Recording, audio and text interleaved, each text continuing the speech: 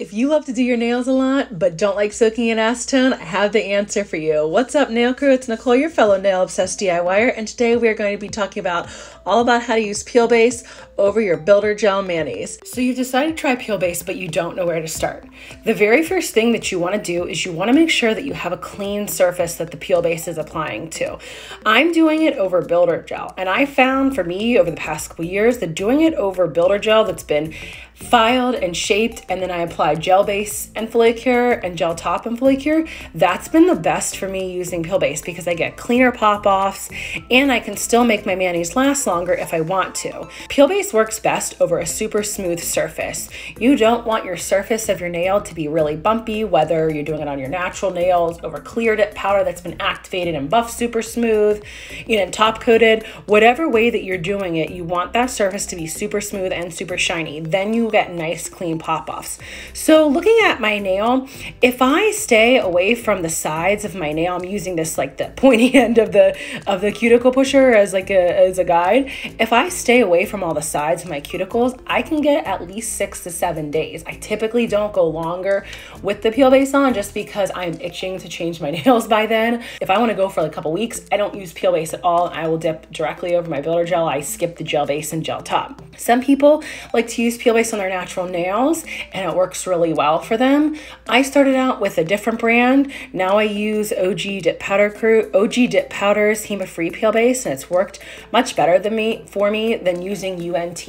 UNT ripped up my natural nails. Every time I tried to use my natural nails, UNT just literally ripped them off. But I do know there are a lot of people who use OGs in their natural nails and it keeps them nice and intact and beautiful underneath. But for me, I love keeping builder gel on my natural nails. I am obsessed with builder gel. If you see any of my videos, you know I have like a builder gel addiction and I love wearing it all the time. Now, whenever you're applying peel base, you always want to make sure that it is completely dry before you start to dip over it. If you dip over peel base that's a little bit wet, your nails aren't going to pop off so nicely. So it has to be totally dry.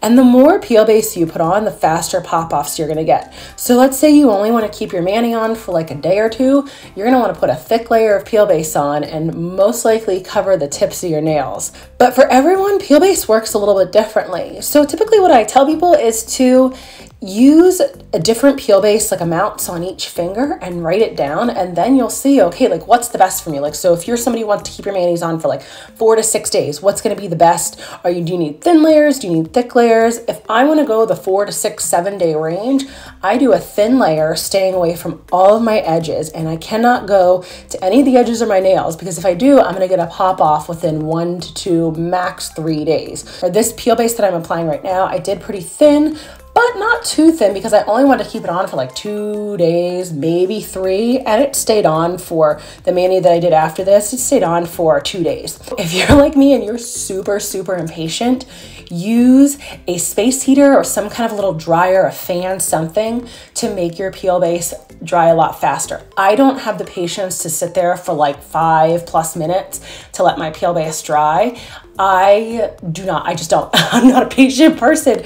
So I get my little space heater out. I stick my nails in front of it like you saw me do, and it is literally dry in under 2 minutes, like completely dry.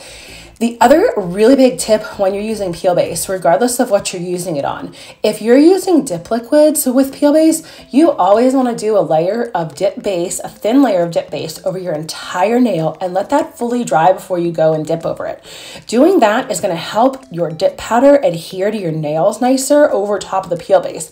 Because that first layer of dip over the peel base, if you just dip straight over it once it's dry, it doesn't seem to grip onto the dip base as well because the dip base dries pretty quickly over top of the peel base. So a big, huge do for me is applying that thin layer of dip base over all of my nails, letting that dry because it literally takes like not even a minute.